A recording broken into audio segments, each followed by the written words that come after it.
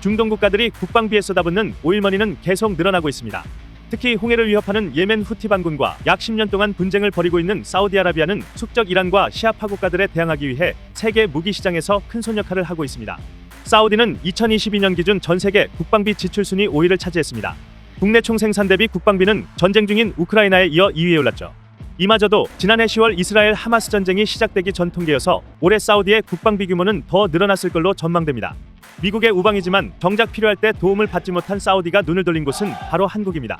지난해 11월 사우디 국방부는 LIG 넥스1과 천궁2 10개 포대 도입에 32억 달러, 하나로 약 4조 2,500억 원 규모의 계약을 체결했습니다. 지난 2022년 1월 아랍에미리트와 4조 원 규모의 수출 계약을 맺은 데 이어 또 한 번 중동 국가 수출이 성사된 겁니다. 천궁2는 최대 사거리인 40km 이내에서 고도 15에서 20km 상공의 표적을 정확하게 요격할 수 있는 한국판 패트리엇으로 불립니다. 미사일과 항공기 등 다양한 공중 위협에 동시 대응이 가능하죠. 수년간 후티 반군으로부터 탄도미사일과 드론 공격을 받아온 사우디의 무함마드 빈 살만 왕세자는 천궁2의 성능에 매료돼 통큰 구매를 결정했습니다. 사우디는 이미 지난 2022년 우리나라에 천무 다연 장로켓을 도입해 후티 반군 기지를 상대로 운용하고 있는 것으로 알려졌습니다. 사우디는 천궁2 구매에서 그치지 않고 최근 한국을 재방문해 여러 무기 체계를 살폈습니다. 탈랄 압둘라 아오타이비 사우디 국방차관은 지난 13일부터 약 3일간 한국을 방문해 개발에 박차를 가하고 있는 한국형 초음속 전투기 KF-21과 잠수함인 도산 안창호함을 둘러봤습니다. 방산업계 관계자들에 따르면 향후 10년간 사우디의 무기체계 획득 규모는 무려 1,400억 달러, 188조 원에 이를 걸로 점쳐지고 있어 한국산 무기 추가 구매에 무게가 실리고 있습니다.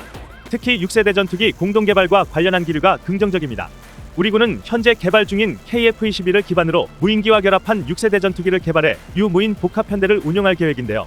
신원식 국방장관은 지난달 사우디를 방문해 6세대 전투기 개발 계획을 설명했고 상당한 공감을 얻었다고 밝히기도 했습니다.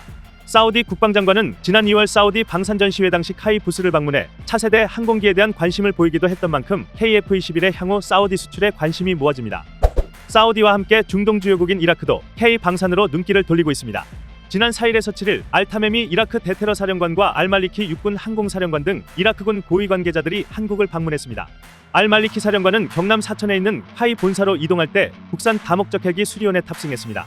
이동 후엔 수리온을 기반으로 해양 테러 등에 대응할 수 있도록 개발된 흰수리를 둘러본 후 시승도 한 것으로 전해졌습니다.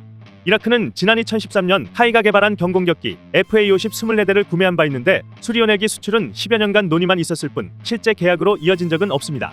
그러나 그 어느 때보다 불안한 중동 정세 속에 발빠르게 군사력 강화를 꾀하고 있는 이라크 입장에선 단기간 내 공급이 가능하고 성능이 입증된 한국산 헬기가 매력적인 대안이 될 수 있다는 분석입니다.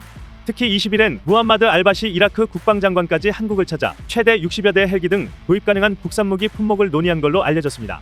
지난달 아랍에미리트, 사우디, 카타르 등 중동 3개국을 방문했던 신 장관은 올해 추가 수출이 있을 거라고 예고했고 방위사업청은 이에 맞춰 올해 방산 수출 목표를 200억 달러로 잡았습니다.